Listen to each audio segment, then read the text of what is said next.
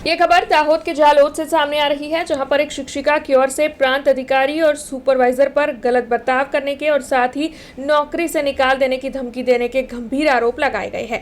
दरअसल दाहोद के जालोद में कुमार शाला मौजूद है, जहां पर मददनीश शिक्षिका के तौर पर डांगी हेतल कुमारी प्रवीण भाई फर्ज निभा रही है।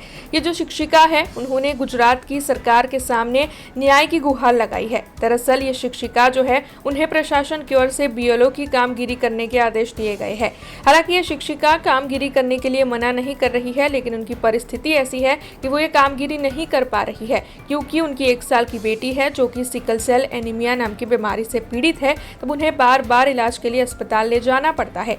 परिवार में सास ससुर नहीं है और पति पत्नी और उनकी बेटी ही मौजूद है। ऐसे में शिक्षिका इस तरीके की कामगिरी नहीं कर पा रही है, जिसकी वजह से शिक्षिका जो है वो परेशान हो गई है। ऐसे में जब उनकी ओर से इस मामले की पेशकश सुपरवाइजर और प्रांत अधिकारी के सामने रखी गई, तब दाहोद के सुपरवाइजर की ओर से उनके साथ गलत बर्ताव कर उन्हें धमकाया गया, ऐसे आरोप उन्होंने लगाए हैं। तो वहीं दाहोद के प्रांत अधिकारी की ओर से भी उन्हें नौकरी के निकाल देने की धमकी दी गई, ऐसे आरोप भी हेतलबेन की ओर से लगाए जा रहे हैं। हेतलबेन का ये कहना है कि प्रांत अधिकारी ने भी उन्हें ये धमकी दी है कि अगर उनकी ओर से ये कामगिरी नहीं की गई तो फिर उन्हें नौकरी से निकाल दिया जाएगा, जिसके मद्देनजर सरकार के सामने ये शिक्षिका अब मदद की आस लगा रही है। હું જાલોદ રોડ કુમાર શાળામાં ધોરણ 1 થી 5 માં મદદનીશ શિક્ષક તરીકે ફરજ બજાવું છું. મને તારીખ 18/9/2025 ના રોજ બીએલઓની કામગીરી માટે ફોન આવેલો અને એમાં મને કહેવામાં આવ્યું કે બેન તમારું બીએલઓ તરીકે નામ આવેલ છે, એટલે તમે મામલતદાર કચેરી આવી જાઓ, ત્યાં મીટિંગ રાખેલ છે. એટલે મેં તરત જ ત્યાં મામલતદાર કચેરી પહોંચીને તરત જ કીધું કે મારે 1 વર્ષની નાની દીકરી છે અને એ વારંવાર બીમાર રહે છે. મારે ઘરમાં સાસુ સસરા હયાત નથી, મૃત્યુ પામેલ છે, એટલે ઘરની સમગ્ર જવાબદારી મારા માથે છે અને આવી પરિસ્થિતિની અંદર હું બીએલઓની કામગીરી કઈ રીતે કરું. એટલે મેં ત્યાં જઈને રજૂઆત કરી અને એક એપ્લિકેશન આપી લેખિતની અંદર કે આ બાબતે કોઈ ઘટતું કરી આપવા માટે વિનંતી.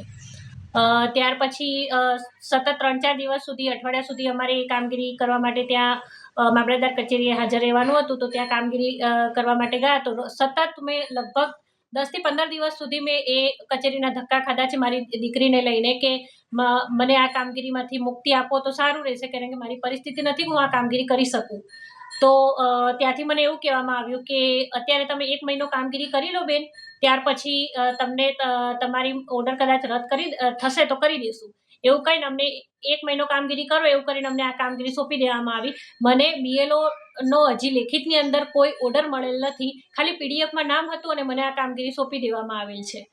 ત્યાર પછી એસઆરઆઈની જેવી કામગીરી ચાલુ થઈ એટલે મને મામલતદાર કચેરીમાંથી, પ્રાંત કચેરીમાંથી, બધી જગ્યાએથી ફોન કરીને રોજ હેરાન કરવામાં આવતી હતી કે બેન તમારા કાગળિયા લઈ જાઓ, તમારે ઈએફ ફોર્મ લઈ જાઓ, તમે નહીં લઈ જશો તો પ્રાંત અધિકારી તરફથી તમને નોટિસ ફટકારવામાં આવશે. એવું કરીને જબરજસ્તીથી બધા કાગળિયા મને સોંપી દેવામાં આવ્યા.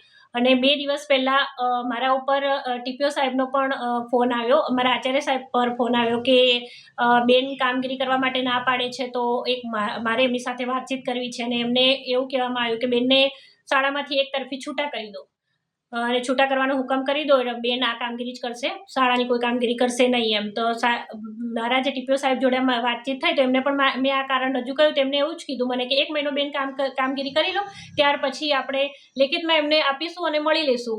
એવું કરીને એમને પણ મને આ કામગીરી કરો એવું જ કહેવામાં આવ્યું. અને જ્યારે આજે સવારે મારા સુપરવાઇઝર સાહેબનો ફોન આવ્યો કે બેન કામગીરી કેટલે સુધી પહોંચી, તમે ઈએફ ફોર્મ કેટલે સુધી વિતરણ કર્યા. તો મેં કીધું સાહેબ હજી હું ડિવાઈડ કરવાનું કામ ચાલે છે, મારાથી થાય એમ છે નહીં, એટલે સર મારાથી આ કામગીરી થશે નહીં, તો તમે સમજો તો સારું છે. તો મને એવું કહે છે કે તમે સહાયક આપેલા છે તો સહાયક તમને મદદ કરશે, બીજું આનાથી વિશેષ શું કરી શકું. તમને સહાયક પણ આપ્યા છે, પણ મને એવું લાગે છે કે તમે આ કામગીરી કરવા જ નથી માંગતા, બરાબર. અને મને એવું લાગે છે કે તમે મારા ઘર જે આ કામગીરી કરતા હોય એવું લાગે છે. આવા શબ્દો બોલી અને એમને ફોન મૂક્યો અને મારી સાથે આ રીતે વાતચીત કરી. हमसे जुड़े रहने के लिए हमारे YouTube चैनल को सब्सक्राइब करें और नई वीडियो की नोटिफिकेशन के लिए बेल आइकॉन को दबाएं।